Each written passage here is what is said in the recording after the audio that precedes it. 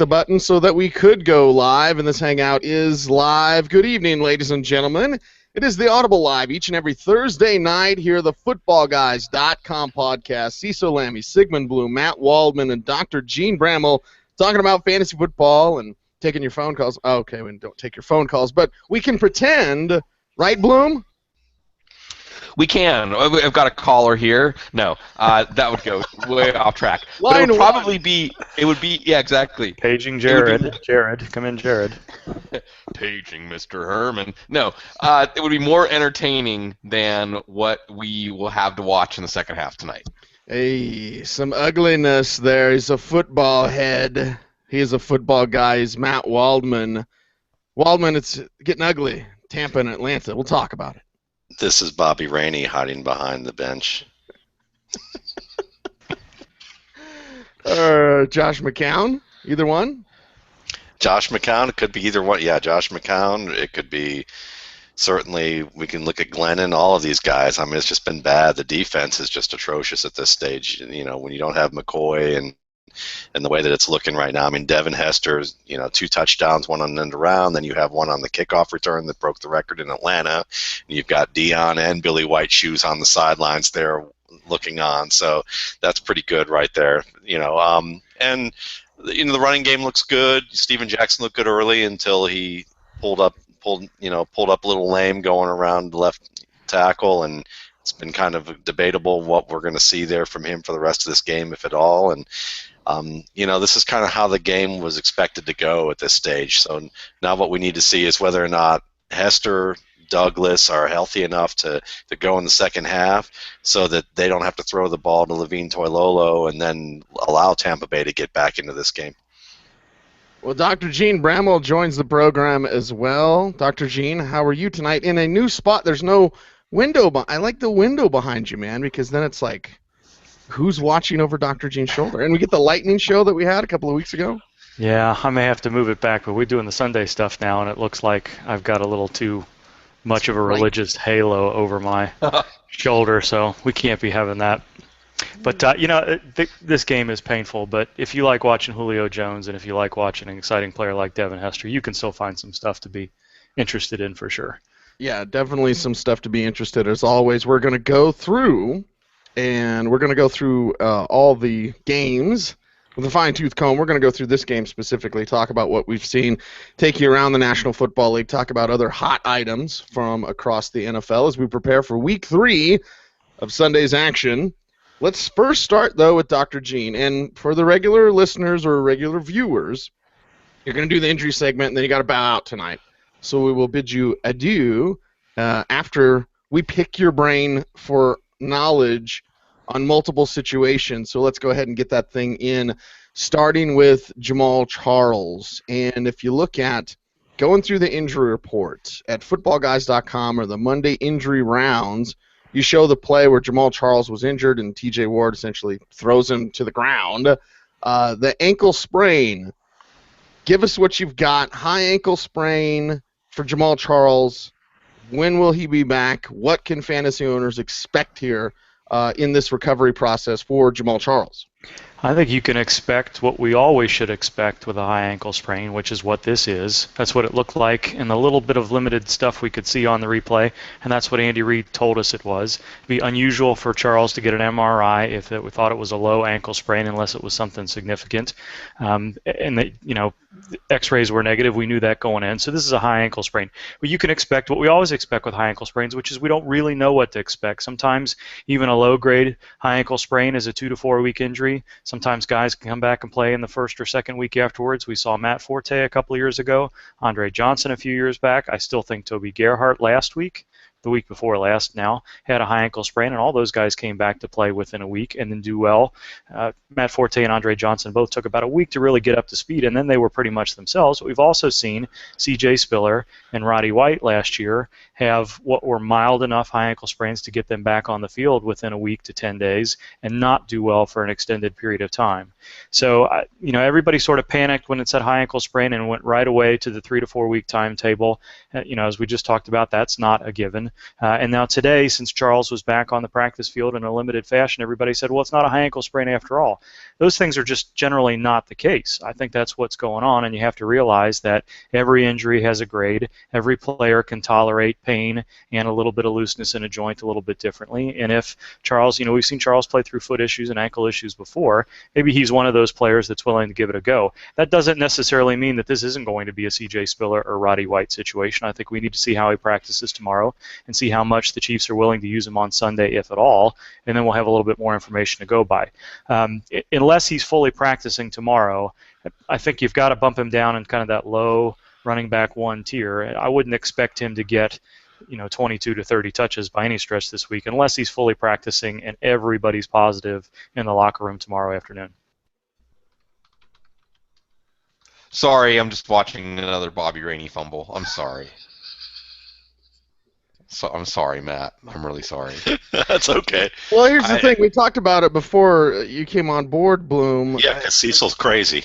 Well, no, I said I'm going to ask this very gently, like what's happening with your guy, because we know from last year if it was an easy matchup, Bobby Rainey was a good start. In a tough matchup, Bobby Rainey wasn't a good start.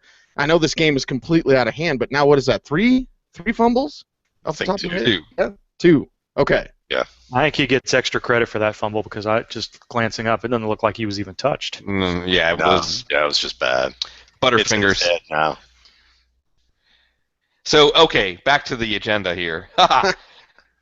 Details. On the heels, Gene, of Brandon Marshall, and maybe there's a line where players, if they're above that line, if they're on the field, no matter how much shadowy stuff there is around it, you play them.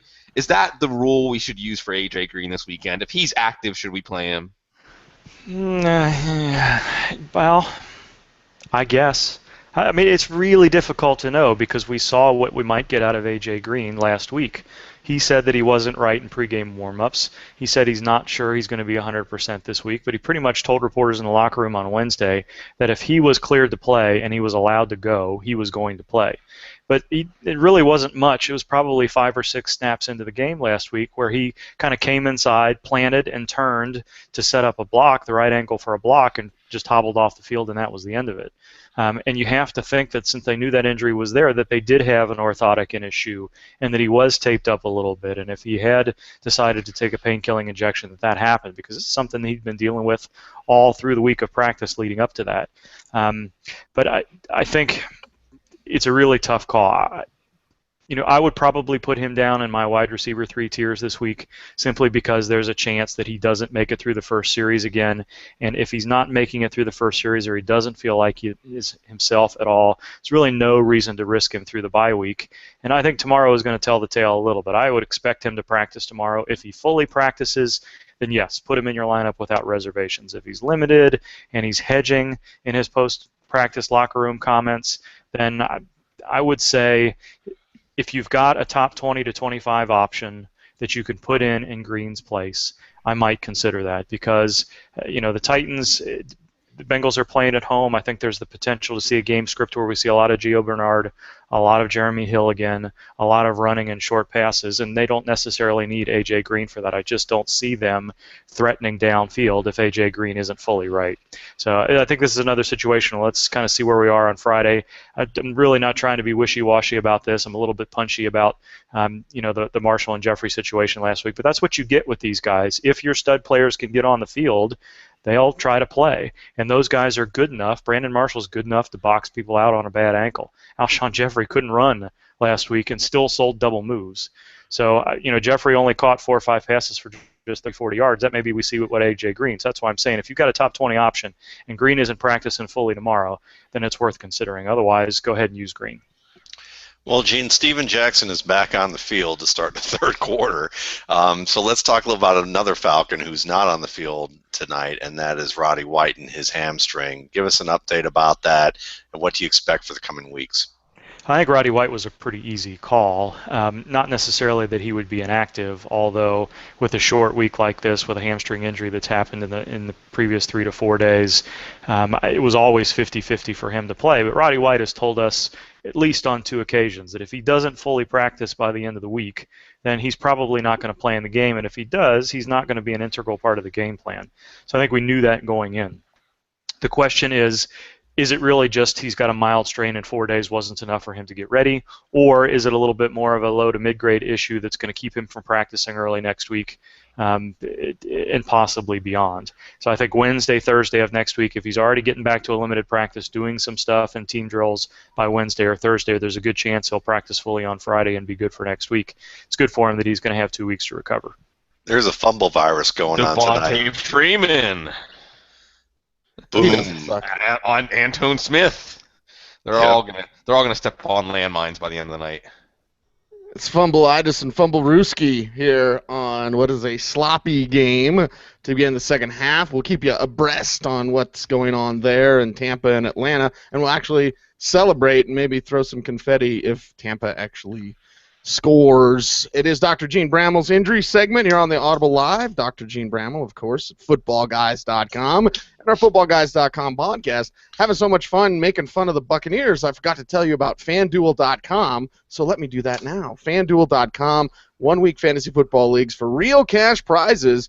Hey, man, how you doing in your fantasy league? Are you winning cash each week? Well, you can if you play at FanDuel.com. If you're good enough, enter whenever you want. Set your lineup every week. Play as much as you want or whenever you want. It's all up to you. Relive the excitement of the draft and assembling your team. No season-long commitment. No upfront fees. FanDuel.com. That's FanDuel.com. Sign up today. Let's talk about Carson Palmer. And I just love the name of this injury, Dr. Gene. Brachial plexus.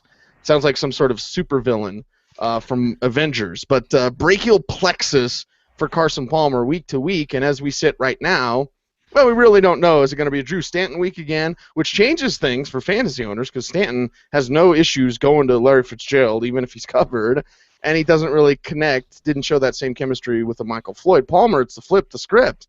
He went to Floyd a lot in week 1, not much to Larry Fitzgerald. So Carson Palmer, latest update here, Dr. Gene, if you will, and your thoughts on his injury situation. Well, before we address Carson Palmer, I'm really curious. Cecil, do you actually have confetti there in your studio that you can throw? I could assemble confetti because I have a bunch of these sticking around.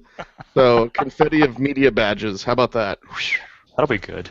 Yeah, last week, this time last week, I said there's really no chance that Alshon Jeffrey plays, and he proved me wrong. So I'm a little bit reluctant to say the same thing about Carson Palmer this week, but he's really still not throwing the ball. What we know of these injuries, and basically, if you're watching this, see if I can lean far enough forward. Brachial plexus is a set of nerves that come right out through the armpit, kind of like those 3 fingers there. And the way Palmer landed, he kind of got it stretched back like that, and those nerves get stretched. And when that happens and nerves get stretched, they don't work well. But it's not the same as getting a cut on your arm or even a muscle strain. Nerves take a while to heal, and if they don't recover quickly, like within 15 minutes or even 24 hours, it can be a situation where it takes 3 weeks, 4 weeks, 6 weeks, 8 weeks for them to fully recover. And when we're talking about a throwing arm, and those nerves come out and they go to every muscle in the upper arm, so bicep, tricep, hand, everything. If he's got some weakness there, if he's got some pain there, especially if it's weakness, and that sounds what Bruce Arians said, they're waiting for it to fire, which makes me think it's weakness. I really think this is at least a month-long injury. I would be very surprised if we didn't see Drew Stanton this week. Carson Palmer would have to be throwing the ball, and we'd have to hear that he's throwing the ball well on Friday for me to think he has any chance to play. I'm hoping that he's good to go after the bye week. The Cardinals have a bye week in week 4. I'm hoping we see him in week 5, but since this happened earlier in the season, it may still yet be a week or 2 after the bye week before he's ready to go. Gene, what about Jordan Cameron? This is another mixed signals, depending on what time of the week you tuned in. It's important to point out, too, that both Doug Martin and Roddy White were expected to play until at some point today. Both were not expected to play. So what about Jordan Cameron? Do you see that following that same trajectory? Because there was a time earlier this week that it looked more optimistic. I want to say that Kyle Shanahan said something like, it's up in the air or it's still undetermined. So how should we approach setting our lineups if we have Cameron? Yeah, that's what he said today. Kyle Shanahan said today that it's still very much up in the air, and Cameron has practiced a little bit more than last week, but limited can mean a lot of different things. It could mean he just didn't take every single team snap, but that he participated in lots of individual drills and everything else, or it could mean that he really did very little, basically dressed in pads, went out there, stretched a little bit, ran a few routes, and didn't practice. And it sounds like it's probably more of that second scenario, the latter, rather than the former. If he is cleared to go this week, I think you can put him in your lineups because that suggests that he's got enough range of motion. Maybe they gave him a pain-killing injection so the pain wouldn't be an issue. He's going to be targeted heavily in this particular matchup just because of the nature of what's going on with the Browns offense right now. I think you can put him in a lineup, but this is very much similar to the A.J. Green situation where for sure, because they know that neither one of these injuries will have fully healed by game time, is he going to, is it worth risking him in a game? How much, because we know he's already aggravated it once, is it worth the risk of him aggravating it a third time or taking off yet another week through the week 4 bye week for Cleveland and letting him settle down there? And I think you can make an argument both ways. Kind of talked about this earlier in the week as well. I think tomorrow, Friday's practice participation is really going to tell the tale here. I would lean toward that he's more on the doubtful side of questionable than probable. But as you said, with with some of these other players, there's so many injured players right now. The way it looks Sunday morning could be a lot different than the way it looks tonight. Well, let's talk a little bit about Vernon Davis because he had a catch and run on Sunday night where he got basically rolled up on, and when I first saw it, it looked like he messed up his back more than he messed up his leg, but it turned out that it was an ankle and knee kind of injury, and they say that he dodged a major bullet according to what you were tracking here in your injury reports that Jim Harbaugh had to say in his press conference. So tell me about his progress this week, whether or not we should be looking for to determine whether or not this game time decision is going to fall our way. Well, understand that in this situation, dodged a bullet means he doesn't have a mid to high grade high ankle sprain, which is what I think some of what their concern was after that Sunday night game. But bone bruises can be painful, and yes, he's off crutches, but if he's still not bearing weight comfortably, and that was on during Thursday's practice, he still wasn't bearing weight comfortably. There's not a whole lot that they can do treatment-wise to get that ready to play on Sunday, and if he's got a little bit of a knee issue with it as well. We've seen guys miss weeks before, 1, 2, even 3 weeks with bone bruises, especially lower extremity bone bruises. So I think, I would consider Vernon Davis 50-50 at best. I think I don't hear much that sounds optimistic. That dodging a major bullet to me is more diagnostically than prognostically for him. So, hopefully he's got to practice something tomorrow to have a chance to play. But if you're planning on using Vernon Davis this week, make sure that you've got a hedge early in the week and that you've already planned ahead. I almost thought Gene was going to break out to freestyle rap for a second there. Diagnostically, prognostically, agnostically. Obnoxiously. It would be obnoxiously for sure. If it doesn't fit, you must quit. Yeah, so he's Dr. Gene Bramwell at Gene Bramwell on Twitter. Very timely. About 20 years on that. Dr. Gene, I do have some confetti because I'm looking at what do I have multiple things of sitting within my reach. I have multiple boxes of Milk Duds sitting within my reach. Yes, this is my life. I have multiple. Milk Duds would be the confetti. I have multiple copies of Phil Steele. Look at that. That's what is it? Brett Meyer. Brett Meyer and Joel Klatt up there. I also have multiple boxes of ammo. So that's what I got sitting around my desk, man. So you choose what you want the confetti to be. So it's either throw Milk Duds in the air or shoot your ceiling so that it rains down on you as confetti. There, that could work, right? Second one. Popcorn. Yeah. BBB. Right. Let's continue on through the injury circle. I can't believe I got to my question again, and y'all haven't asked about Andre Ellington yet because we have the Jonathan Dwyer situation. We're creating a bigger opportunity for Andre Ellington. Now, Ellington here, of course, everyone keeps worrying about the foot strain. I'm an Ellington owner, and I worry about the foot strain. And he comes out there, he performs, he looks okay. What about with a perhaps somewhat larger role? Sans Jonathan Dwyer. I know they're talking about using Stephon Taylor some more, but just use Ellington more. If he can hold up, what are your thoughts here with the running back? Do you share the same nervousness or concern? Well, I still think there's some concern there, yes, but I'm more optimistic about Ellington than I've been in some time because we've seen him in 2 games now. Whatever they're doing, whatever orthotic they have in his shoe, however they're taping that foot, whatever they're doing is working because Ellington isn't as explosive as we've seen him in the past, but he doesn't look like old man Steven Jackson going around the end as he has tonight either. I think Ellington's looked pretty good, and yes, they may be forced to use him a little bit more because Jonathan Dwyer isn't around this week to be given some of those carries, but I still think they're going to manage him a little bit. Maybe he gets closer to the 20 to 25 touches we'd heard about, but I still think it's probably going to be somewhere in the 17 to 22 range.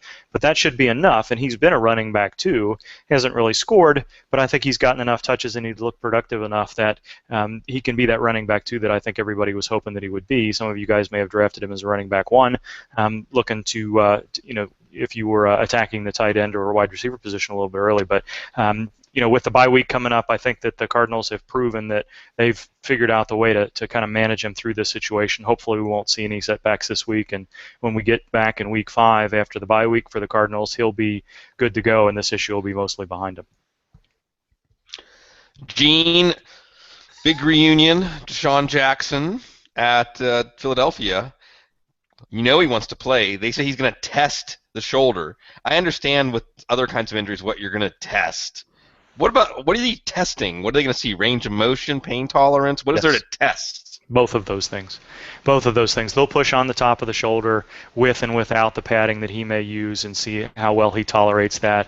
If he doesn't like the way it feels and he's comfortable taking a pain-killing injection, sometimes they'll shoot that joint up right there. It won't be toward all in the butt. It'll be an injection directly into that joint, and that'll numb things up for a couple, 3 hours. It'll probably be wearing off sometime in the second half, but those things can get him to go. If there's not a whole lot of pain there, then yes, they'll assess his range of motion. If lifting that arm away and that shoulder up away from the body, if that feels comfortable to him, then he should be good to go. Although we've seen that not be the case with guys like Jordan Cameron and a few others this year where they've decided not to play through AC sprains, I don't think that's going to be the case with Deshaun Jackson. He's going to be very motivated. He was, although scared about the injury when he first fell, and you kind of saw him kind of wriggling around on the ground in pain, it sounded like that really settled down quickly, and once he knew that he hadn't suffered any major injuries, he didn't seem all that concerned about it in the locker room Sunday afternoon, and everything we've heard from him this week has been positive. I think it's going to be very hard to keep him off the field this week. Gene, I have to say about old man Steven Jackson, while that's probably true, watching the 3rd game now this year and also watching last year, Steven Jackson, I don't know what the Falcons' problem is, but they like to run outside with their big man and then love to hand the ball inside to their small guys, which none of that seems to make a lot of sense to me, especially that when they put the big guy up at the middle, he tends to gain a lot of yards. So we have Julio Jones, who looks like he just reached over the shoulder to make a catch, or maybe he didn't. Let's see. He makes the catch. It's a touchdown. That's a touchdown.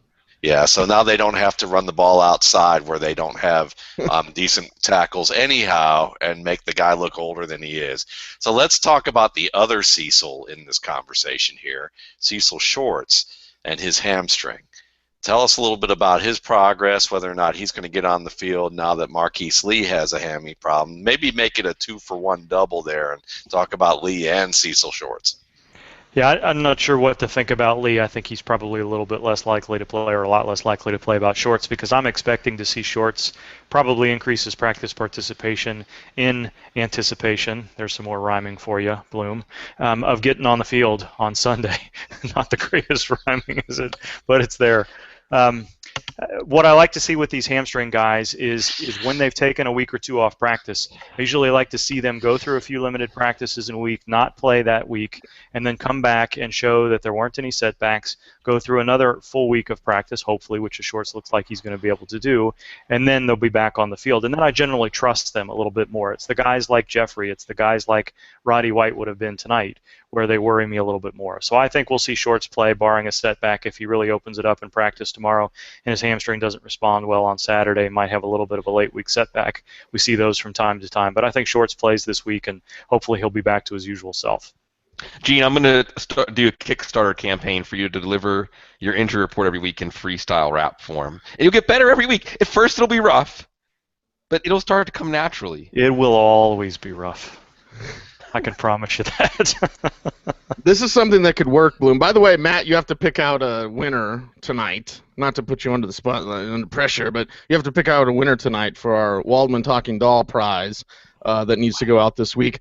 But I like this idea, Bloom. Kickstarter it, and then one day eventually, I don't know if it's 2 years or 5 years, Ghetto Boys will join Dr. Gene on stage. I'm not joking. Bushwick Bill likes to come to live shows in Austin. He's a really sweet, nice guy. We can hook this up. Gene, we've set something in motion that cannot be stopped now. This is how these things happen. Y'all are witnessing history here tonight. It's going to happen. Get thee to a nunnery. There you go. Let's go around the horn one more time with Dr. Gene, and then we'll let you go, I promise. You're good. We're like that patient who's like, oh, one more thing, and one more thing, and one more thing. Yeah, so many injuries, though, to go through with Dr. Gene Bramall at footballguys.com, at Gene Bramall on Twitter. Dr. Gene, I want to talk about the favored hand, the more favorable hand. Injury, that is. What else are you thinking? Mark Ingram's got the hand issue. Maurice Jones-Drew has the hand issue. Talk about the varying degrees of these injuries. It looks like Jones-Drew would be back before Ingram, if I'm reading your injury reports correctly, which is always touch and go with my reading ability. But these two issues for these running backs and how maybe a hand for a back can really linger because you're toting the rock, man. Yes, I think the common thread for both of these guys is that they're running backs. They've got to be able to carry the ball, have good ball security. They've got to be able to catch the ball out of the backfield. Jones-Drew probably a little bit more than Ingram in that case, although Ingram's caught some passes out of the backfield this year too.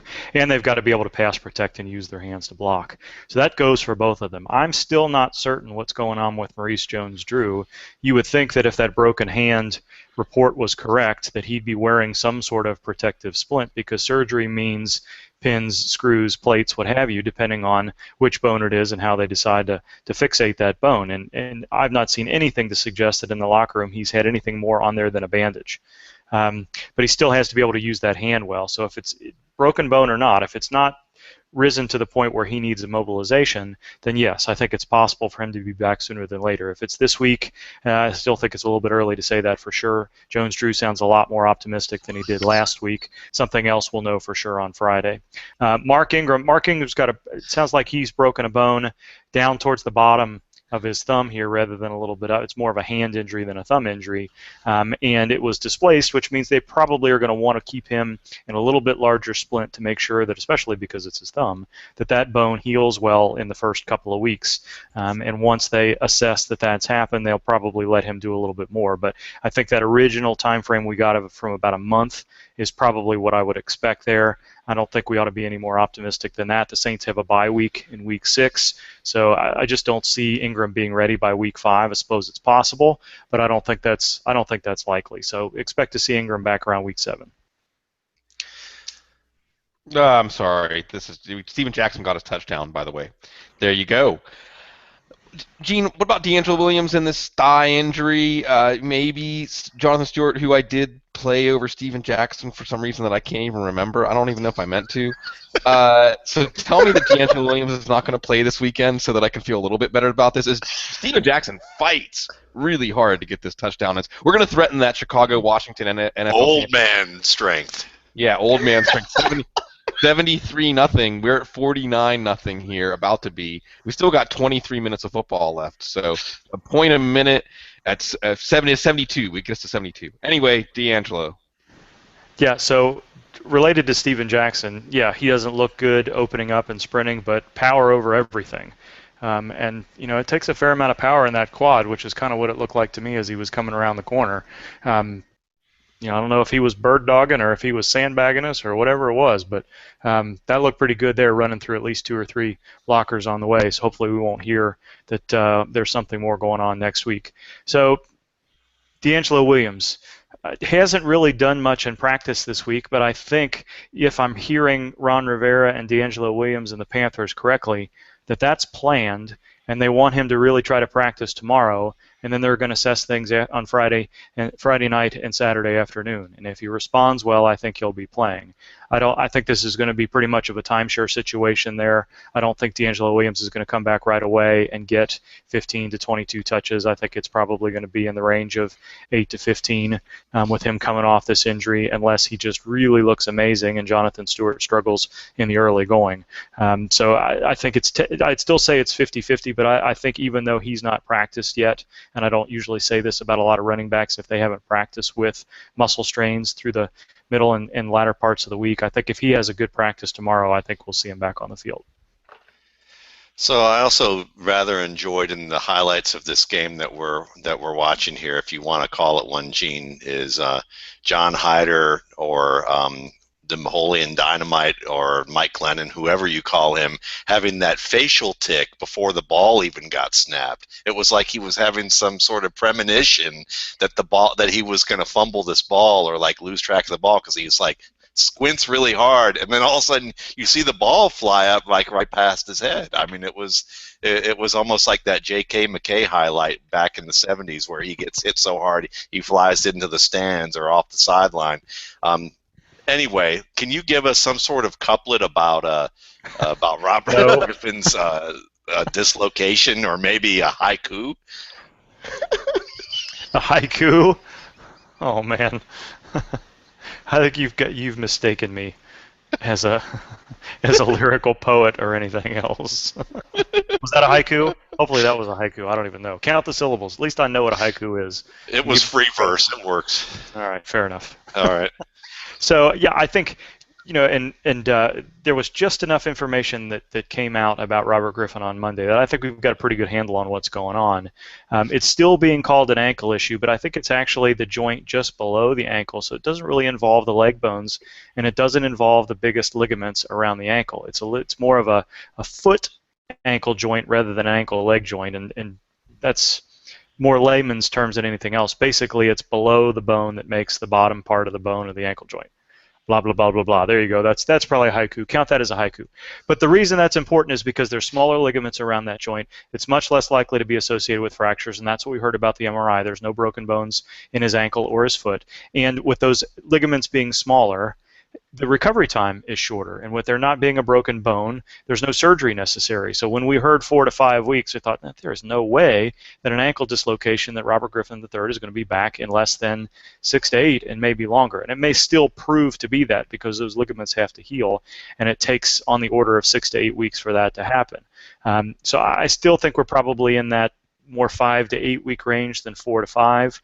But I don't see any reason to expect that he's out for the season. Now, is it possible that Kirk Cousins plays well enough, or Jay Gruden likes Kirk Cousins enough in his offense that Robert Griffin is given a couple more weeks, or doesn't come back to the starting lineup altogether? I think we can have that debate, but at least from an injury standpoint, this is about as best case scenario as you could think when you saw Robert Griffin's ankle clearly dislocated as he was falling out of bounds. He loves talking about football, and you love following him on Twitter. Dr. Gene Bramall from footballguys.com on Twitter at Gene Bramall. And Gene, get out of here, buddy. We appreciate your time, and we will talk to you next week. Great. Thanks very much, guys. We'll talk to you soon. By the way, be careful what you say in edited parts on the IDP Roundtable. Those will sneak their way back in. This is Gene, and talking about Steven Jackson. Oh, that's the high tech. Is that Rocky 4? That's like 6, isn't it? Oh, Yeah, is that Rocky Balboa? Yeah. It's Yeah, Rocky that's- Balboa. I haven't seen Rocky Balboa yet. Well, I don't. made the same I'll leave you with this, that I don't think that movie exists. mistake. Wow. I think there's a little bit of a cult following for 4, But I think I think everybody's partial to 1, but 2 was Five always. is five is good. Yeah. 5's good. 4's fantastic, man. Yeah, I I'm will fine break with 4. you. I'm fine with 4. 4 Four is good. when Rocky won the Cold War for America. Okay, Exactly. that's a And it had James Brown in it, man. It kicks off with James Brown living in America. Yeah. And five had Rocky with the train running through his head, and Mickey says, "Get up, you son of a bitch, 'cause Mickey loves you." I think Mickey. I knew I'd get that out of him. Yeah, I don't it's have the best quote in the entire Rocky series. You think? Yeah. Yes. I don't know. I like the whole urinating and defecating thunderstorms. That's Yeah. right. That one. Mm-hmm. Yeah. Which yeah, I almost yeah. actually just said. I'm glad you said urinating and defecating because I was about to come out with that. We're and gonna I get probably would have. Sorry, Gene's Joe. gonna be the first one to get the FCC on us, man. Yes, I don't He's have the my kid- Mick shirt on tonight, but yes. You're the kid that when Mickey the Rocky. teacher comes in the room and says, "Who is making that noise?" You just go back and bury your head in your paper, and the rest of us are all sitting there. I'm yeah. pointing to you. It's you, Yeah. not me. Right. Well, he's the one that the teacher doesn't even look at because, well, that's Gene. That's the smart one. It's got to Yeah. be one of the other guys. He's the Sounds like quiet, Lammy. nice, mild-mannered one. Yes. Yes, something like that. Rock on, All right. buddy. We'll talk to you soon. Until next week, thank you. See you.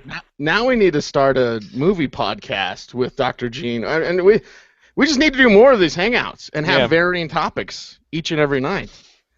Sigmund, give us an update on the game. Do I have to? I quit. I'm done with the Audible. Are you laying down? Like, are you laying down with the laptop on your stomach? Like, what's going on here? Yeah, it's a crotch level view. You know the Outcast song we were talking about it. Miles was singing it. I play a lot of Outcast for my son. She lives in my lap, and that's where my laptop is living, in my lap. So, anyway, what is there to say? I mean, Bobby Rainey's back in the game. It's funny watching Twitter, and I want to say this sincerely, okay? Because this is a lighthearted night because of how this game is going. But I see some other fantasy analysts talking about how people are coming out of the woodwork to hate on them for the Bobby Rainey call. And you know what?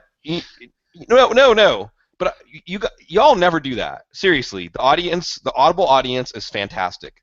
And for 9 years, I mean, we generally operate not afraid of making mistakes, but y'all don't expect, not that you don't expect perfection, you understand. We don't even have to explain these things. People don't come at me fangs bared on Twitter, and it's really something that makes this a much more positive experience. So in some ways, I just think, like, other fantasy analysts should be jealous of our audience, should be jealous of you guys, because you make this a lot of fun, and never do I find myself complaining about the way you all treat us. It's a blessing. Yeah. It is a blessing, Bloom, and we're there with them. I started Rainey in some leagues. I don't even like Rainey, but I knew that the matchup was there. I picked him up because I'm a Doug Martin owner. When Cecil starts Bobby Rainey, run the other way. Run as far as you can. The ultimate reverse barometer right there. Yeah. Right. Look back, and if you can even see Cecil, keep running. Keep running. No. So I just want to say that. I want to say that seriously. And I got a lot of tremendous positive feedback from everybody about the couch this week too. You're the best audience to serve, and we are serving you. And that's another thing about this relationship. As far as this game goes, I mean, we're seeing some Mike Glennon. I don't think you can get anything meaningful out of this. Isn't even like a preseason game. There's nothing really to get out of what's happening here now. There is some garbage time points being scored. Obviously, Tampa's not this bad, but they're a demoralized team. They are absolutely a 5-alarm dumpster fire right now. And as we talked about on the previous show today, Cease, this is a team that every 3 years seems to clean house, burn it all to the ground and start over. And now 3 games, not 3 years, 3 games. I guess it's 2 years for Schiano. I'm not sure where you turn from here. This is why it was so foolish for them to not. I don't think they ever really gave Mike Glennon a shot to. I don't think they ever had a true quarterback competition Not here, one in which hell.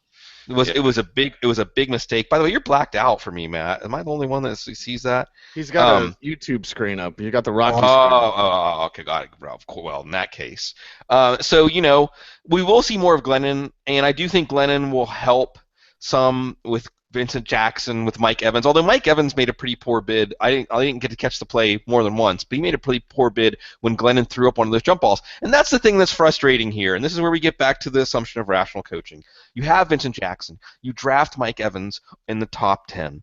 You have a tremendous advantage on the outside in terms of height. Yes, you have to take some chances, some 50-50 balls, and maybe that's just not in Lovey's nature to do that, but if you look at your personnel and you say, what can we do better than them, and you don't use that, then what are you doing? Why are you even trying? Jeff Tedford should be back to play calling next week. I find it hard to believe that it's just, Jeff's got a great idea, guys. Let's throw the ball downfield to those big guys that can run fast and see what happens. No, that can't be what's happening. Logan Mankins is banged up. That was a terrible trade for them. I mean, this is what happens, and let this be a lesson for those of you that play Dynasty Fantasy Football.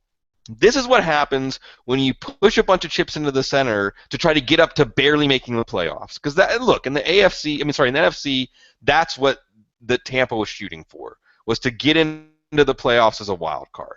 Maybe win the division, but that was a tall order.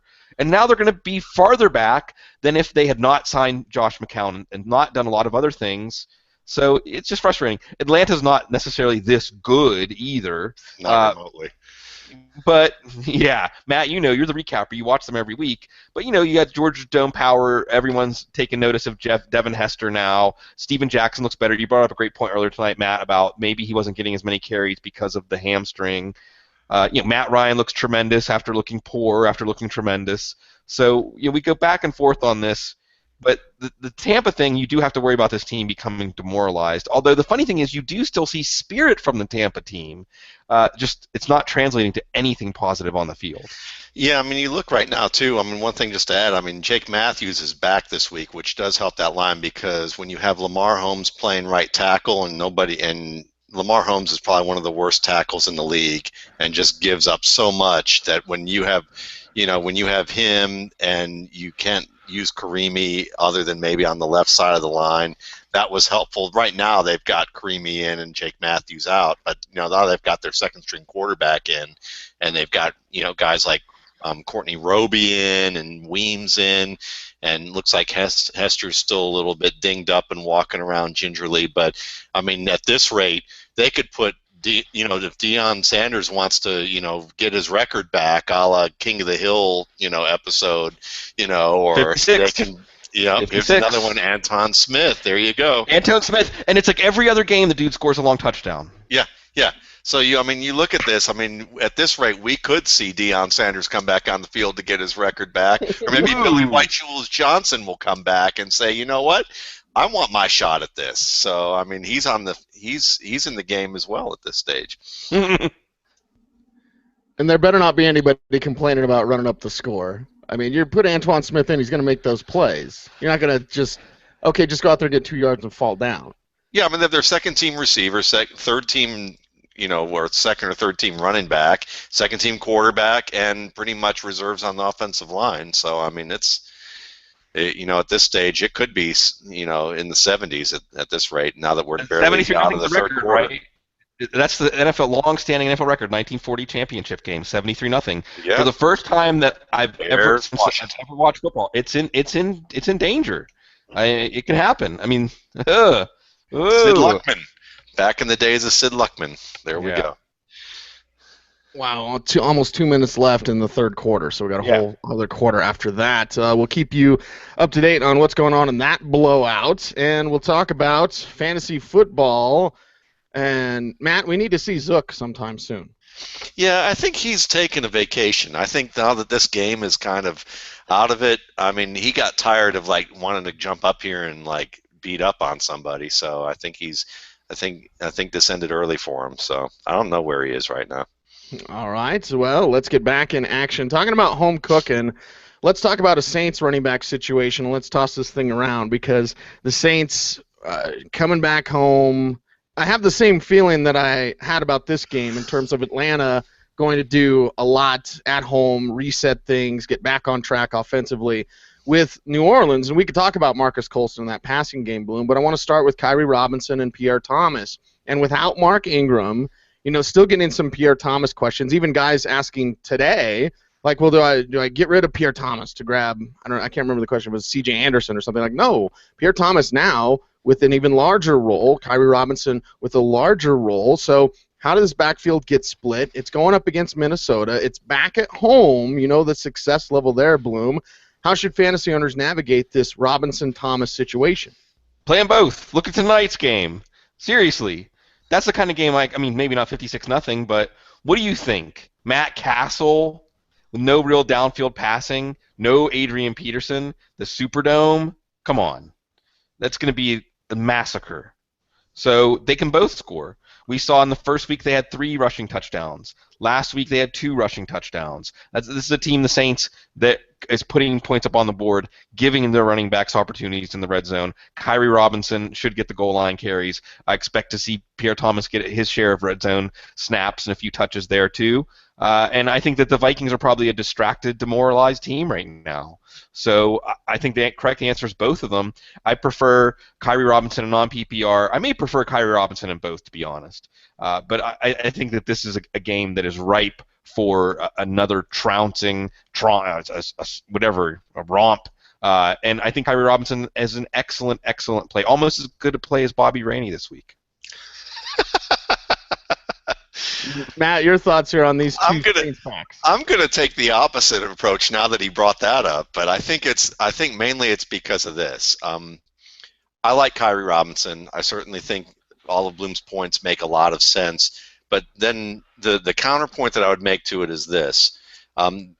I think that Pierre Thomas is probably going to get more than at least 50% of the looks because of the fact that Robinson hasn't been used as much as a receiver as, say, Ingram has. Now, we know that Robinson has had a fair number of receptions in college, but they really haven't shown him in this capacity as a receiver in the pros. So I think they're going to throw a lot more to Thomas. They also like to use Thomas in the red zone, oftentimes as a receiver or on draw plays a good bit. And I think that when they put Robinson in the red zone, it's going to look like an obvious tell for a run, and they'll probably end up doing something where it will be more of a pass. So I don't see Robinson really getting a lot of looks in the red zone where he's going to score.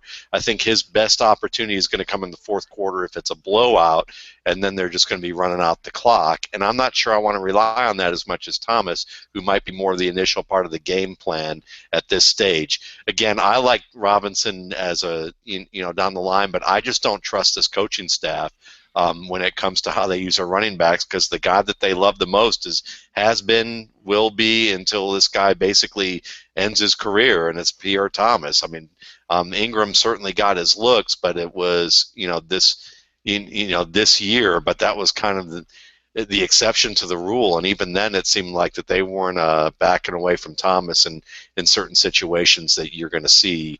That I think you're going to see more of that now that it's Robinson in the game, who's less proven than Ingram.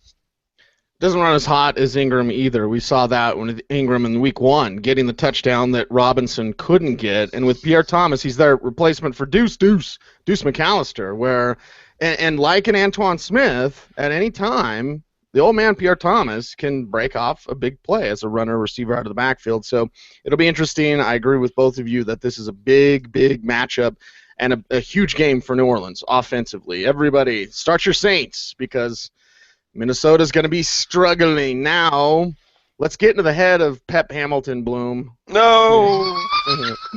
You assume rational roaching? I would like some vanilla ice cream, please. No chocolate sauce. I don't feel like going crazy tonight. In a cup? Absolutely in a cup, but only 1 scoop. And it should be actually. Do you have any frozen yogurt? Any extra napkins, please? Yeah. We can go get some froyo. And no chocolate, only carob. You have carob chips? Look at this situation with Indianapolis and Jacksonville. It should be Ahmad Bradshaw. It should be. And this game script should unfold where Indianapolis absolutely smashes box, runs all over him, passes all over him, dominates this game. Maybe not like this game tonight, but that's what it should be. But fantasy owners, how can you trust? I'm not trusting Trent Richardson. As a Richardson owner, I'm locked into a contract in one dynasty league, so I'm kind of stuck there. But in picking up Bradshaw. Bloom, you brought it up this morning about limiting that role.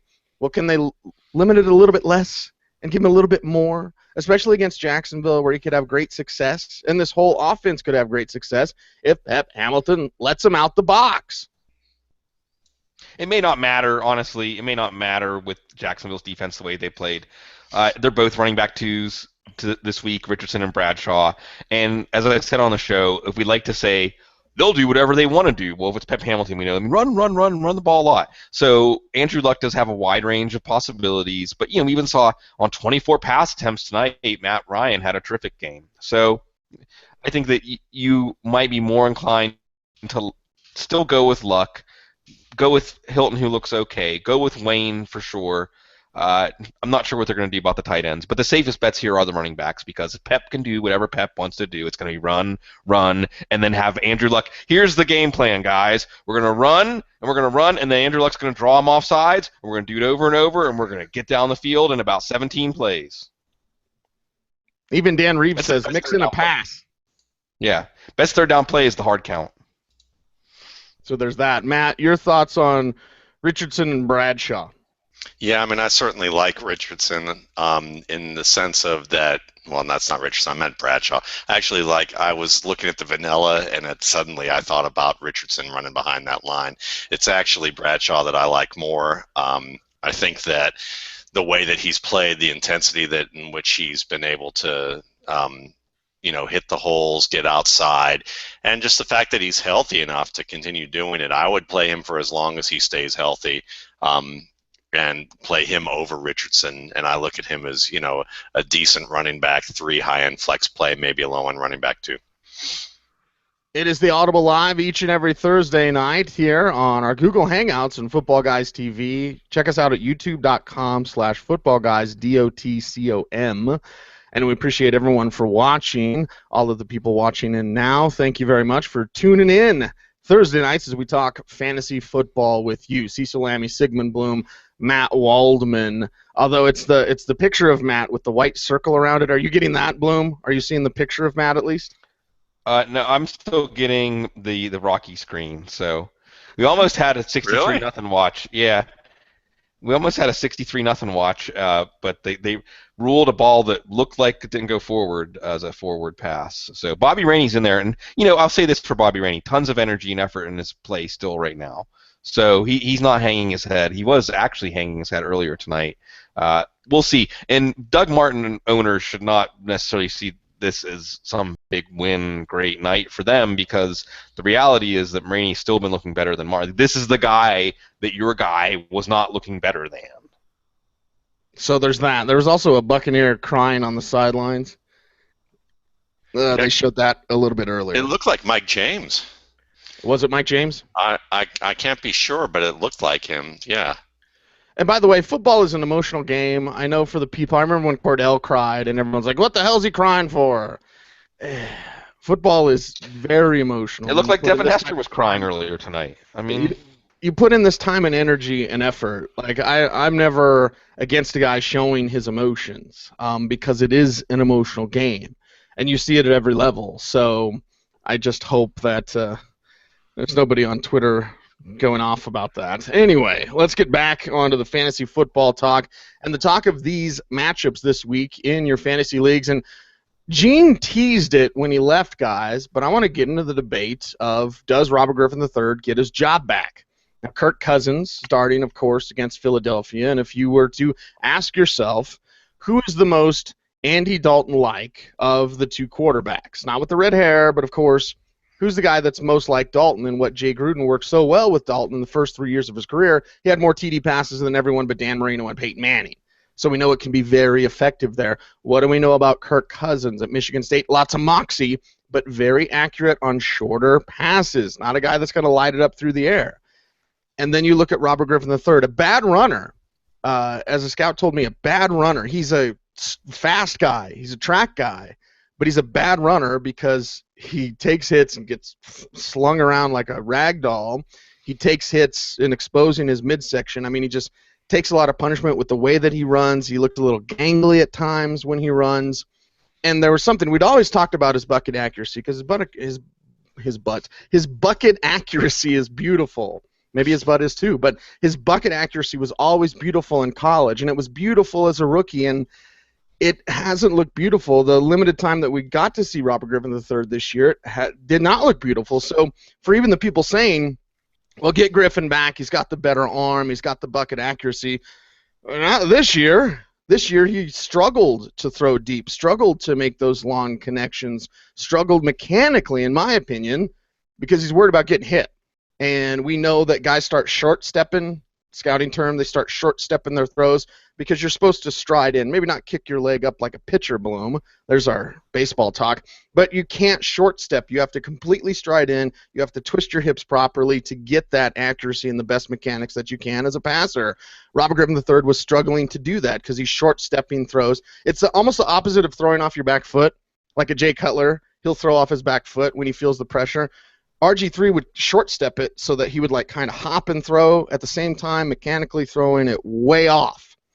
So, Matt, let's begin with you. In the ever, swirling debate, is it Cousins or is it RG3? When RG3 is back, provided that Cousins plays well during his absence, who should be the leader of this team at quarterback in the Jay Gruden system, knowing that Cousins is very good on short and accurate. Was he 70% accuracy? Of course, all his passes in Michigan State were like within 7 yards of the line of scrimmage. But who should it be, Matt? And how concerned should RG3 owners be? I think RG3 owners should be very concerned because we talked about this in the offseason, and I just think that the Washington organization has really destroyed what could have been a good player. And I think that because of what happened with Mike Shanahan and Robert Griffin and then the injury, I think they ruined him. And they're very close to ruining him. And I wouldn't be surprised if they end up finding a way to move him to another team, because I think in a couple of years he may not be there. I wouldn't be surprised if sometime in the middle of next year he's not in Washington. He's going to have to get show that he's a lot healthier, a lot more confident in his legs. And at that stage, then he might feel right about how he handles the pocket. Because it's not so much that he needs to be a running quarterback. It just needs to be that he feels confident enough in his legs to be able to play at the level that he was capable of before this injury. And I just don't think he's there. I don't think he's there in his mind. I think that he also tries too hard to make the big plays. And I look at this and I honestly think that he is a vastly better quarterback in terms of potential than Kirk Cousins. I think Kirk Cousins is an overrated interception machine who is playing decently right now, but I think that you're going to see him next week now that teams are going to be preparing for him, and over the next 3 to 4 weeks, and I think that you are probably going to see a quarterback who's going to throw as many interceptions as he throws touchdowns, who is going to make some very reckless throws in the pocket trying to be the hero and step into pressure when it's too late. And I think that you're going to see, and I think what's going to happen here is that Griffin's going to wind up back on the field. I don't think that we're going to see a massive winning streak behind the arm and the mind of Kirk Cousins. I think what we're going to see is what we've seen from him over the past few years, which is moments where he looks really good, and then after a team gets a few quarters under their belt facing him, or there's a couple of games where he's had to play, he ends up getting picked off quite a bit. So when I look at it from this perspective, Griffin in long term would be the better guy, but I'm not sure if he has anything left in him with this team, with this situation, to be the guy that he might have to start over somewhere else. I just don't see, I don't see that with him, with this team, with the way that this relationship has gone down and developed, and I just don't see it with his legs right now. I just don't think he feels comfortable on those legs, and it extends to how he plays in the pocket. And Bloom, I'll relax there. We have to throw some confetti because Tampa just scored. So there's your confetti. Yeah, Vintage Jackson with the push off. Well, first, to go back to something you were saying, Cease, I didn't really see what you saw, or unless you're talking about the preseason or something. because in the first game against the Texans, it was all short passing. I mean, they were really trying to not leave him exposed with much deep passing or downfield passing, and he was extremely accurate, over 75% accuracy. Accuracy was not an issue at all with Robert Griffin. Yeah. Yeah, downfield accuracy. He was like 29 with RG3. But he hasn't been throwing downfield this year yet. So I'm not really sure what the issue is. I do agree with Matt's take about. I mean, in the Texans game, he was just making dink and dunk passes mainly, and that's why his accuracy was so high. But I agree with Matt about his confidence. I agree with Matt about how the Washington organization was handling him, and I also agree with his general point about Cousins, which is this: we saw Cousins during 2012 come in at the very end of the Baltimore game, and then he played the next week against Cleveland. And he looked very good in that offense. And then last year, at the end of the year when he came in, a lot of people thought, well, remember, around all that controversy, this is going to be when Shanahan shows everybody what he could have done if he just could have played Cousins all year. Cousins wasn't good at all. So I think Cousins was solid last week. I think he could definitely be solid again this week against Philly. But I do think that if we're betting, if this is going to be a referendum on Kirk Cousins, then I'm not sure that Kirk Cousins is going to just run away with this job. I also agree with Matt that I think this is a good time in dynasty leagues to maybe look for Griffin because he is still a player with a ton of potential, but possibly in a second organization. So this is just a mess. And by the way, as soon as Matt said on another team, you know what the first team that popped into my head is? First team that might look for somebody, Matt. First person out there that might look at Robert Griffin III and say, I can work with this. Andy Reid. True. Well, okay, Andy Reid. I was thinking Chip Kelly. Yeah, Chip Kelly. True. Yeah. And also for that matter, just for fun, let's say the St. Louis Rams. They could use a quarterback. Wouldn't that be fun if RG3 gets traded to the St. Louis Rams? So they end up with RG3 and all the picks. But are they going to touch a guy with the legs, with the issue with the legs if he's not fully healthy? No, I hear you. There's a lot of fun irony that could come out of this. But this is the aftermath of a continuing ripple effect of a very poor handling of a situation. And I would say that if the question is just narrowed down to, because this isn't, again, like we talk about assumption of rational coaching, this is kind of assumption of rational personnel management. As Matt was outlining, Cousins doesn't offer near what Griffin does on the field, but as you were laying out, Cease, Griffin is not that malleable pocket passer that Gruden, I think, wants to fit into how he wants the offense to run. So Gruden may fall into the Shanahan trap and continue to project his desires onto Cousins instead of Griffin. This is probably going to be one of those situations where everybody comes out feeling dissatisfied. What scares me about this situation, or what I find so sad, is that at Baylor, Griffin displayed really good signs of becoming a good pocket passer. You could see the behaviors of how he would slide in the pocket. You would see his ability to be able to move in a direction away from pressure and find the open man and step up. But when he got to Washington, it became a situation where I think that Shanahan just said, "Look, let's not worry about turning him into a pocket passer. Let's just win now. Let's just exploit his legs." And it turned out to be to the detriment of his development. And the debate rages on. It is the Audible live every Thursday night, and we've got some hot topics for you. We've got some questions on Twitter coming up in just a little bit, and as always, talking about fantasy football. Brought to you by FanDuel.com, FanDuel.com. Sign up today to play weekly fantasy football leagues, revolutionizing fantasy football. Have the weekly leagues done. FanDuel's the best. FanDuel is number one. Make sure you check out FanDuel.com, where you can set your new lineup each week and win every week if you're good enough. Play each week. Entry fees start at just $1. Make sure to check them out, FanDuel.com. Sign up today. All right, and looks like the score, yes, the score stayed. Vincent Jackson stayed in there. This one, lips don't match up with the sound. Brian in Conroe says that. Yeah, we got a little lag here on the Google Hangout tonight. But that's okay, because it'll be good when you watch it back later. Also listen to it later on the Audible. Let's talk about Jerick McKinnon. Bloom, we had a Twitter question, Matt. I think it was directed at you, and about Jerick McKinnon, because we had talked about Joe Banyard, the UTEP two-step, on this program, and Matt Asiata getting the lead carries as the glorified fullback, who's good, going to be a decent receiver, tough to bring down when he builds a head of steam, gets you about 2 yards a carry as a runner.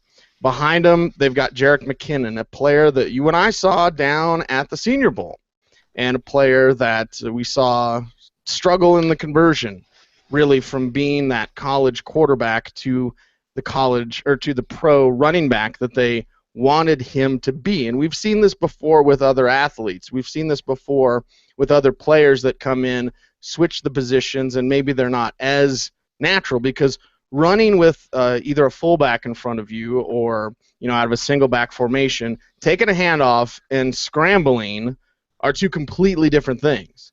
And that's something that McKinnon will take some time in getting used to, and used to how to running in that style. Now, Jerick McKinnon at 5'9", 209, Matt, a nice squatty build. I don't mind those shorter backs. In fact, you prefer it because they're not as lengthy, they're not as stretched out, there's not as much to hit. They usually run with better balance. They most always run with better pad level than do taller backs like an Alfred Blue, what have you. So Jerick McKinnon here, we know what a hell of an athlete he is. As a runner, though, does it work? Does it come through? Do we see some signs that maybe McKinnon could get a little bit more work? I think that this year is not someone you would not rely on Jerick McKinnon this year. I saw signs at the Senior Bowl watching in practice where he did show some patience. He showed ability to break a couple of tackles and where to time his burst, but it wasn't consistent. And the thing is that he spent his last year actually playing a wing back in this option system at Georgia Southern. He wasn't the quarterback anymore, but he was used on toss plays. He was used on dive plays. They were types of plays that you often saw maybe Jonathan Dwyer play when he was at Georgia Tech, and you wondered about his transition to an I formation or to a single back formation in the NFL when he first arrived in Pittsburgh.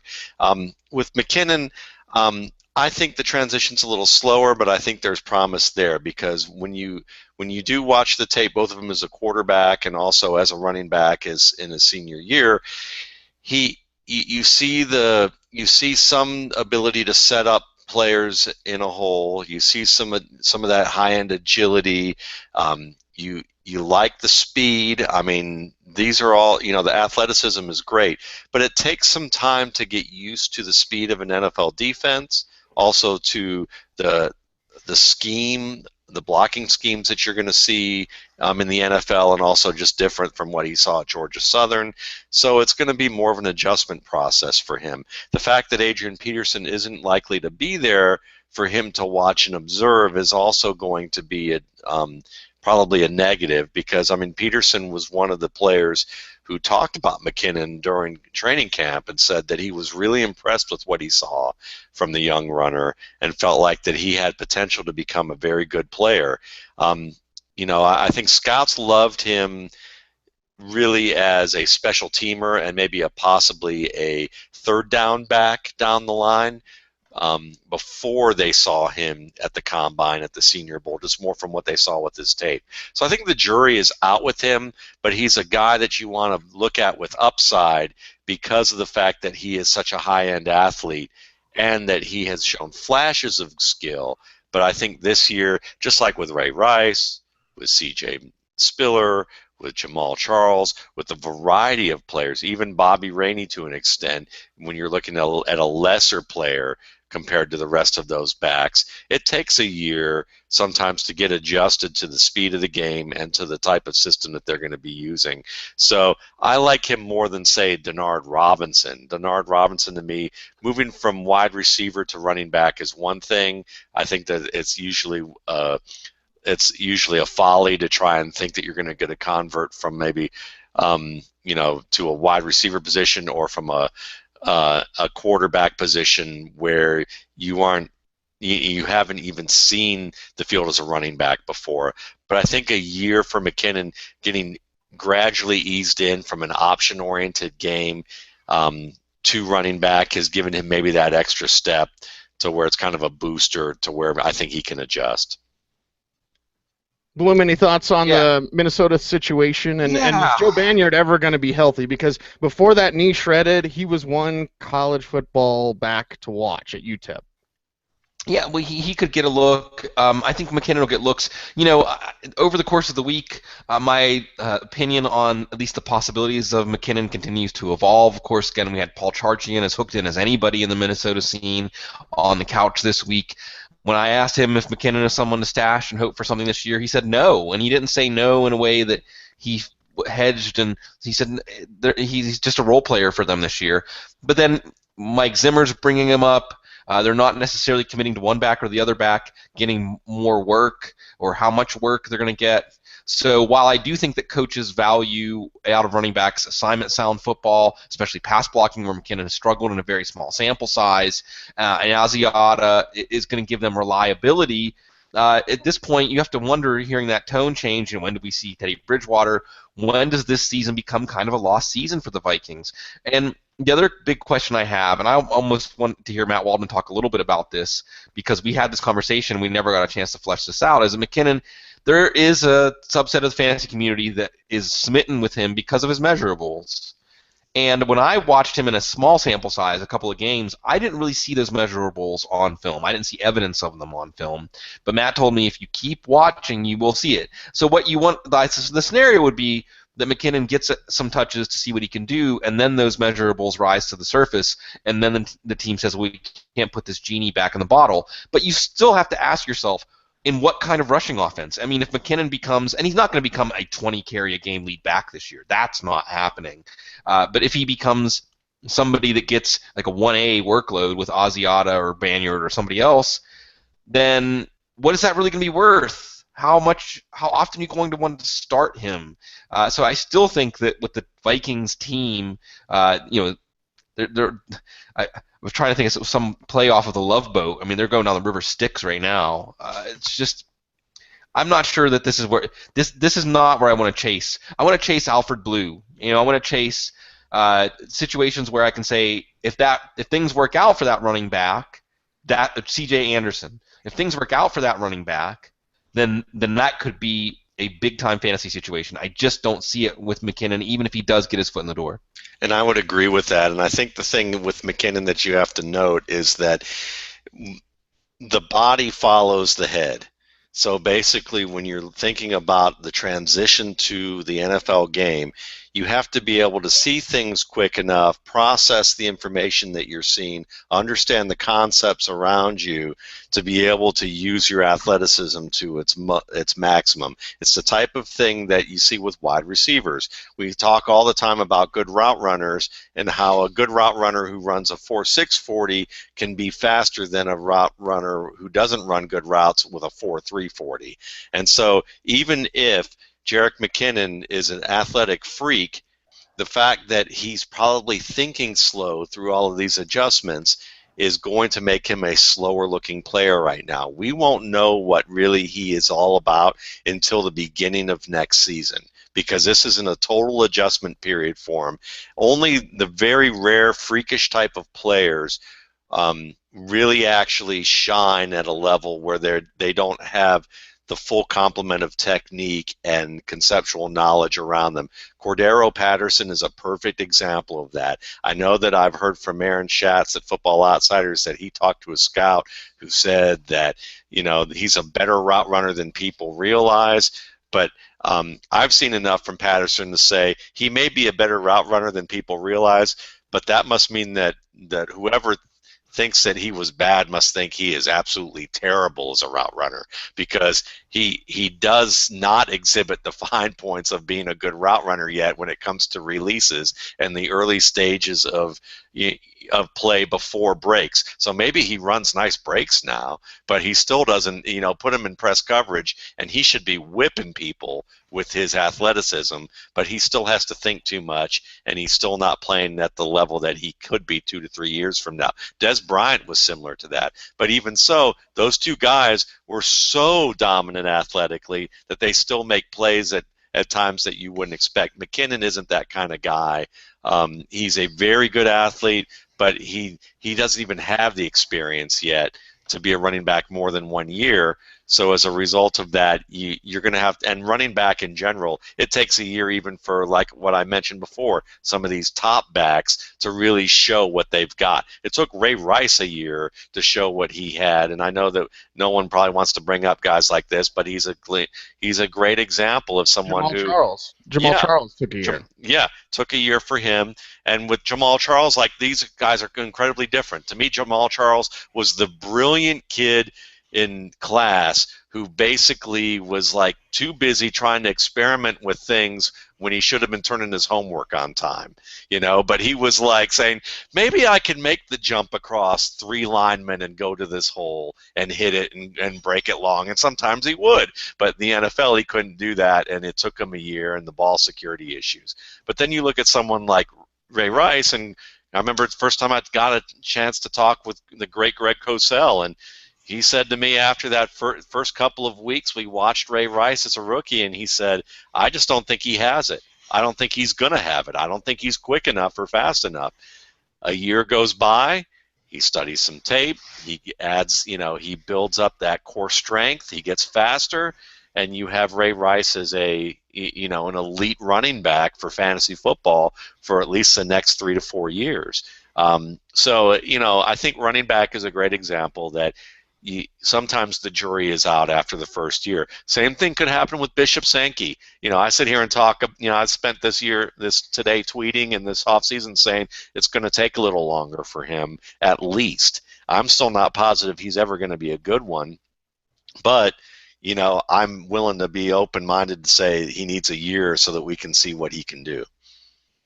Well, we always say it when we talk about Thomas Jones. It took him a few years before he kind of got it with Tampa and then really got it with Chicago, the Jets, and also the Chiefs there as well. And with these young, unproven runners like a McKinnon that is so athletic, it's not just the speed and quickness, it's slowing things down mentally to allow your blocks to develop. At Georgia Southern, you can out-athlete guys.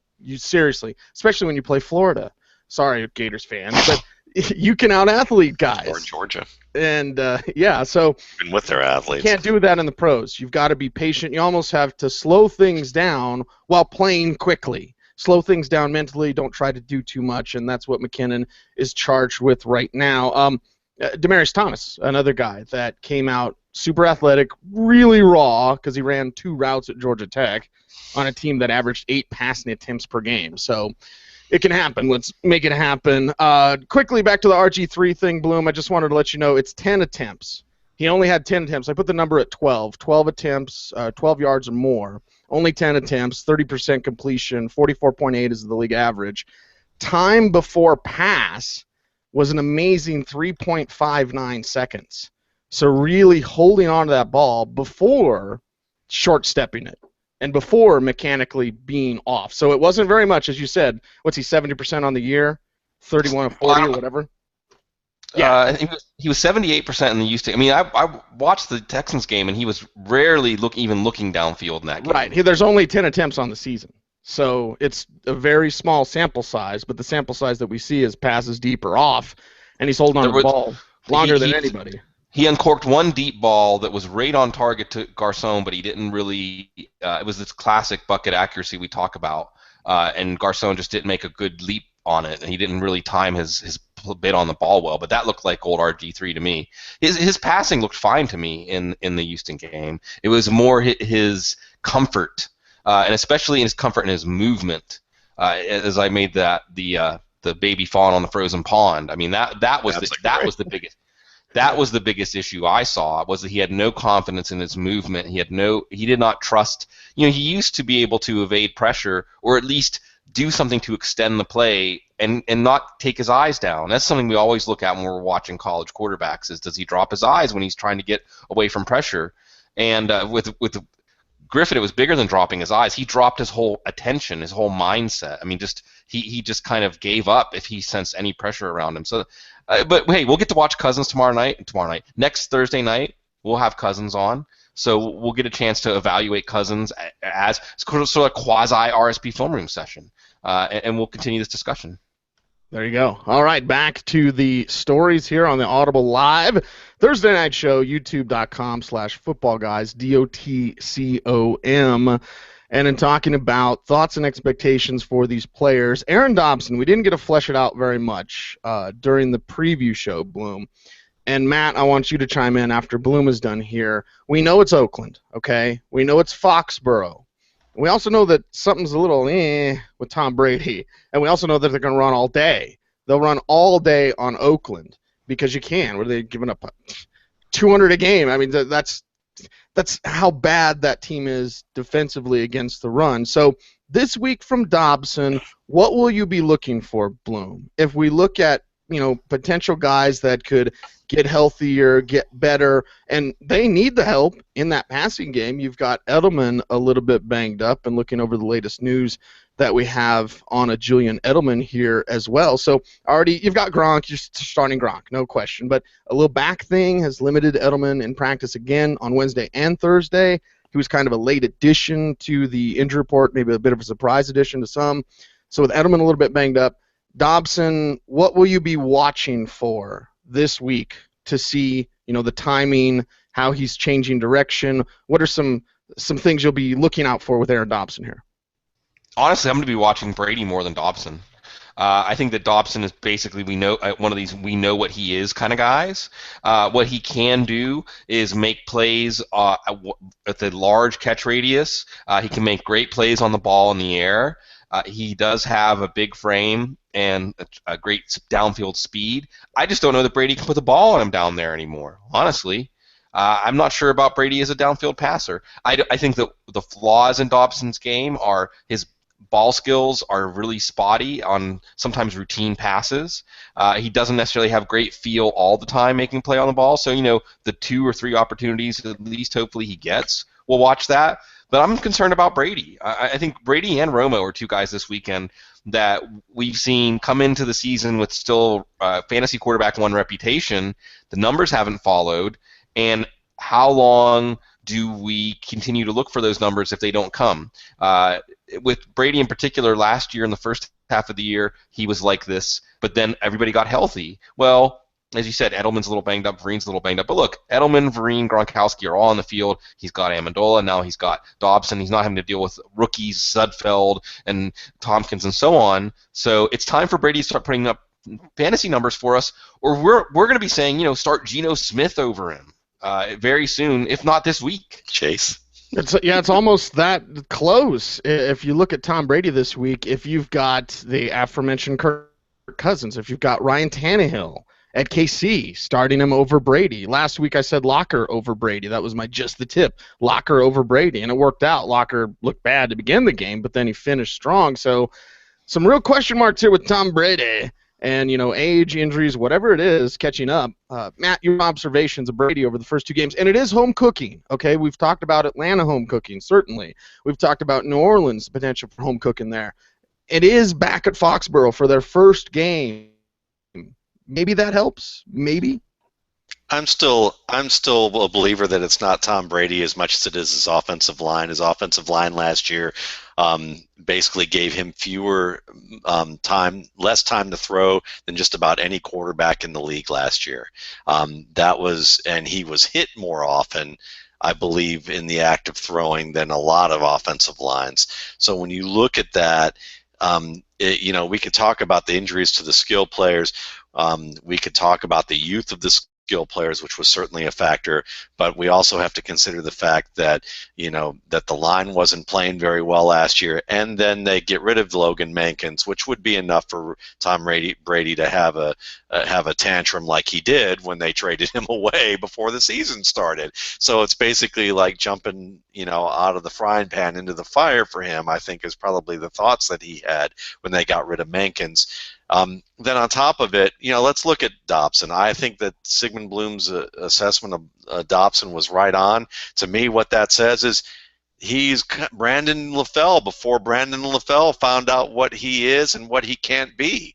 And Brandon LaFell is basically Chad Johnson when he came to the New You mean England Brandon Patriots, Lloyd? except for that, yeah, and Brandon Lloyd and whoever else they've brought in. And while they, in the meantime, they've gotten rid of Andre Holmes, they got rid of Jeremy Ross, they've got, I don't remember who else they've gotten rid of, but they certainly haven't brought in.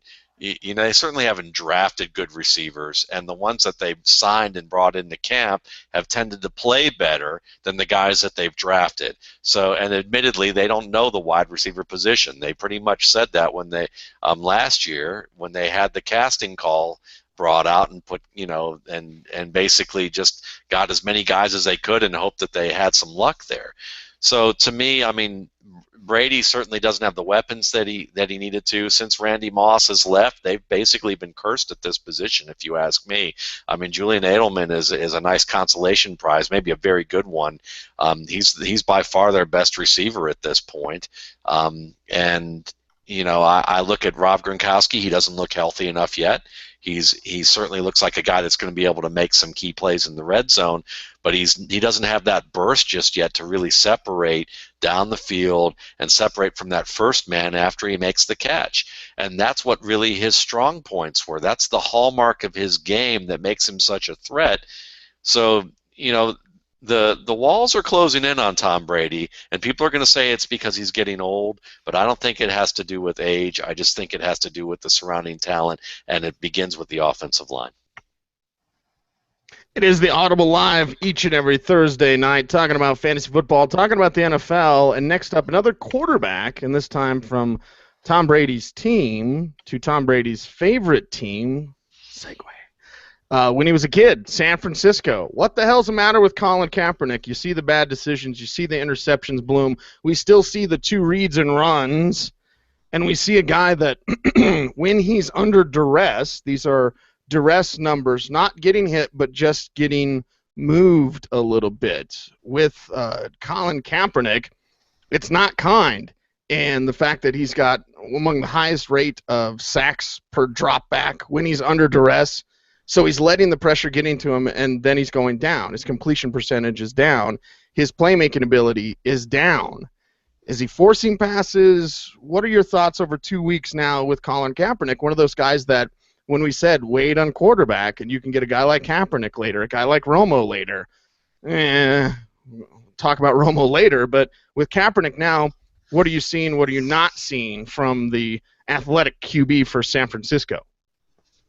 He was definitely staring down his receivers. I don't think it's necessarily something that is uncorrectable or has been consistently bad for him. He still had 66 yards rushing. He still has a great set of receivers. This week at Arizona is going to be an interesting test because they don't really have a pass rush. They still aren't the full-speed defense they were last year, but it's a road game and one where Arizona can try to open up a 2-game lead. I know it's only 3 games in, but a 2-game lead on San Francisco in this one. So we'll see how Kaepernick responds. I still think that we'll pick and choose our spots with him easily. I would see him as somebody you could get starts. Certainly put him in a committee with another quarterback or have maybe some waiver wire quarterbacks when you really hate his matchup, like when he goes to Seattle and things like that. So while I think there's still holes in his game, it's like the Nick Foles issue, right? There are holes in Nick Foles' game, big ones right now. His numbers are still there. It's not the Chip Kelly offense. It's not quite as fruitful, but at the same time, I don't think this diminishes his fantasy outlook as much as it diminishes. And what's interesting here, to me, what's much more fascinating about all this and the fantasy stuff is that Harbaugh, this could be Harbaugh's last year in San Francisco. They've been this close to winning the Super Bowl.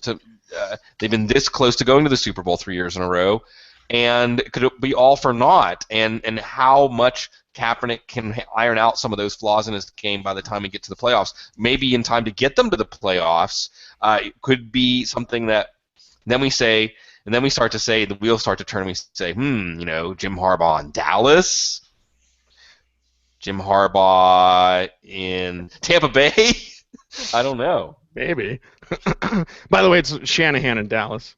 Yeah. We'll call that shot. Matt, your thoughts here in watching Kaepernick, again, forcing passes, bird dogging receivers, certainly. And what's interesting to note, and I told you about how much he's been sacked on a percentage of his dropbacks, 8%. He's getting blitzed a normal amount of pressure. The league average, 29.6. He's getting actually a little bit less So he's getting blitzed less, and he's among the league leaders in sacks per dropback. Chad Henne, number one, at 15.5%. So almost double Kaepernick, but he's getting blitzed 46% of the time. So with Kaepernick, he's getting blitzed normally. He's getting sacked more than he should be. Yeah, and I think that that's the design of this offense, unfortunately, because, again, Kaepernick has been treated a lot like Robert Griffin. They've enabled him to allow him to be a runner rather than to be a real quarterback in the fullest sense of possibility. And that doesn't mean that Colin Kaepernick can't become a great quarterback or a, well, let's say not a great quarterback, but a quality pocket passer who can run. I think he can if it was worked at, but I think that, again, they saw this quick avenue. We got this great athlete. We got a guy that's hard to tackle, who, if he gets in the open field, he's gone. Oh, and he can throw the ball pretty well, too. Let's design an offense around our ground game. We got Alfred Morris. We got Frank Gore. We've got, there's some parallels here to this type of a system. Let's win quick. That's what they did. The long-term issue with that is that now you have a quarterback who hasn't continued to develop at the level that he should from the pocket. And so what you have is, to me, kind of a, as Bloom said, if we use an NBA analogy, an old NBA analogy, we could talk about Dominique Wilkins or George Gervin or Adrian Dantley, guys who don't have a complete game, but certainly on the right night they could score you out of the gym. I think it's the same thing with Colin Kaepernick. He's the NFL's version of those three guys. And maybe that's too old of a reference for some of the folks who are listening there, but that's what I think of when I see him. And so, with the idea that Harbaugh's going to leave and go on to some other program totally makes sense to me, because now he doesn't have to be, kind of go down with this sinking ship that's possible with Colin Kaepernick. I mean, it's not like what Andy Reid did with Donovan McNabb or Jeff Fisher did with with Steve McNair, or even Bill Walsh did with Steve Young. These guys, those coaches force those players to become complete quarterbacks, and I think that this particular incarnation of coaches, with less time on their contracts, or with less time to be able to really prove themselves and grow and develop a team, have just said, well, let's take the shortcut and do what we need to win here. As long as it's not as dramatic of a case as Tim Tebow, and we don't have a guy that we feel like, from a public relations standpoint, that we'd have to be worried about with some level or another with a part of a population, then they're going to go ahead and go with it and do a similar thing that what Denver did, except maybe not quite as dramatic. Yeah, no drama, because it's not Tebow. Talking about Colin Kaepernick and everyone out there, we have a great buy low, sell high series from Sigmund Bloom. So not to give away subscriber content, Bloom, but I want to toss out a couple of players for both of y'all, and we can talk about buy low, sell high. We had a Twitter follower say your segment should be cash it or trash it. I liked that. Because last week we had stamp it or trash it. I like cash it or trash it better. So in a buy low, sell high vein, Ravens fans and fantasy owners are looking at Torrey Smith saying, what the hell, bro? Why? What's happened to you? When will you come back to us? And the Kubiak offense, we know that they're going to use two tight ends. They're going to find a way to run the ball, especially when the Steelers give up. And we know Steve Smith has played such a huge role in that passing game. Your thoughts here on a buy low proposition for Torrey Smith, and thoughts and expectations from here going forward, a player that's got plenty of talent. It's not being used in the right way right now, Bloom. Yeah, and I don't know if that's – I mean, I don't want to just totally assume that Torrey Smith has nothing to do with why Torrey Smith hasn't had stats and it's just a coaching thing or a scheme thing. I think that Joe Flacco's aired it out for him enough that I don't think that Gary Kubiak is a Pep Hamilton or someone like that. I'm looking at this more of a middle-term, long-term view. Short-term, you're not going to play Torrey Smith until he gives you a reason to play him, period. But over the course of the rest of the season, over the long haul, he's 25 years old. He got better each of his first 3 years. He got better in the specific things that you were looking for him to get better at. He was getting better at his route running. He was getting better at his breaks and his routes. He was getting better at making plays on the ball in the air. He was getting better at not just being a pure speed receiver, but he still had that speed. And he also last year, remember, had to put that whole pass offense on his back. He had nobody to share that with him. And for at least the first 5 games of the year, he looked like he was ready to be that number 1 receiver that can carry the pass offense. Remember, after Dennis Pitta went down.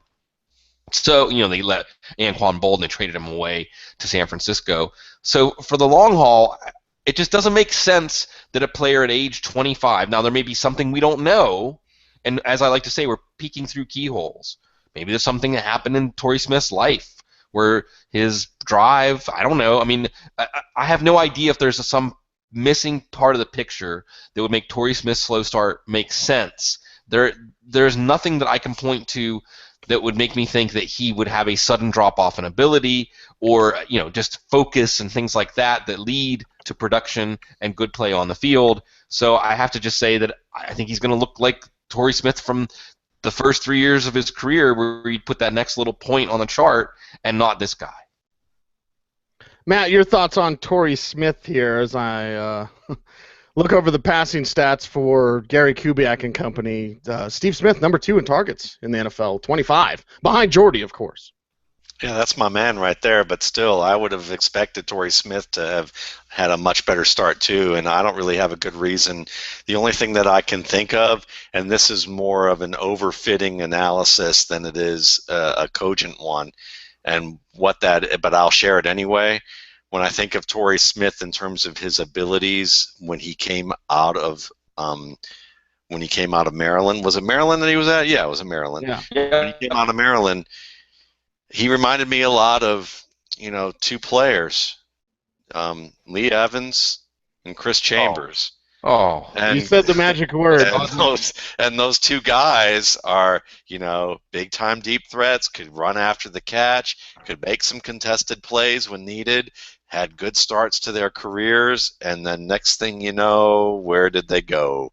And I think that I'm a little worried about him because I didn't see amazingly different routes from him last year, but I saw progress from him where it looked like Bloom said, that he was going to become that guy.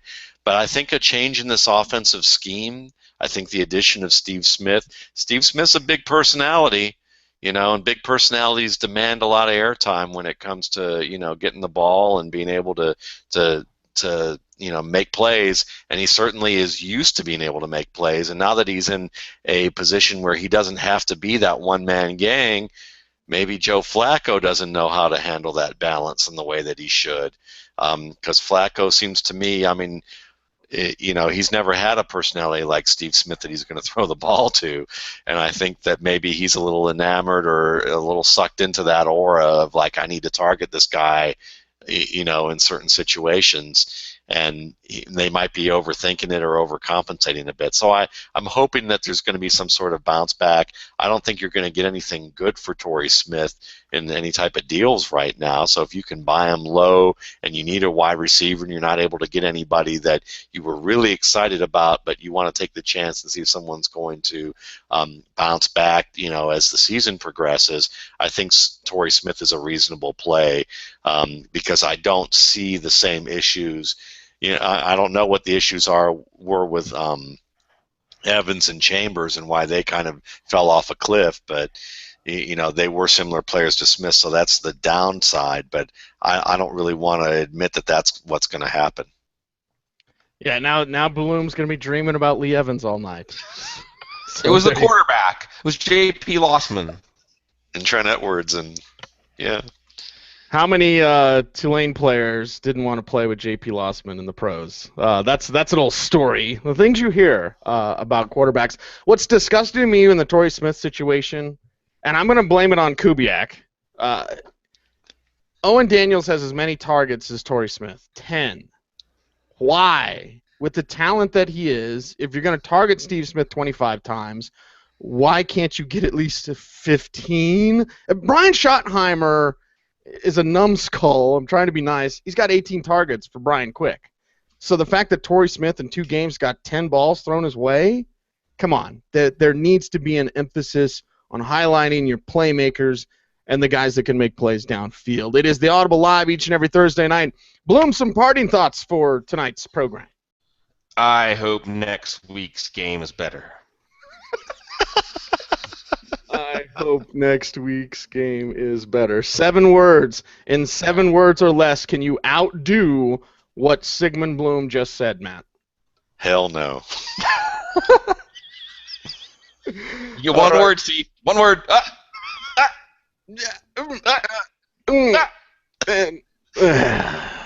Bye. Bobby Rainey. Bobby Rainey, who actually came through with 100 yards. Yeah, 7 catches. 100 all-purpose yards. So, Bobby if he didn't Rainey. fumble 3 times in the first 5 touches, then it would have been a little better. Other than that, how was the play, Mrs. Lincoln? Other than that, it was all right. See, Sigmund of Bloom. action. Follow him on Twitter at Sigmund Bloom. Matt Waldman is at Matt Waldman. The show is at The Audible. I'm Cecil Lammy at Cecil Lammy saying thanks. I went through a box of Milk Duds and I drank some antioxidants, so I'm that guy. It Where's my compensates. chocolate? Stay tuned. Stay frosty, everybody.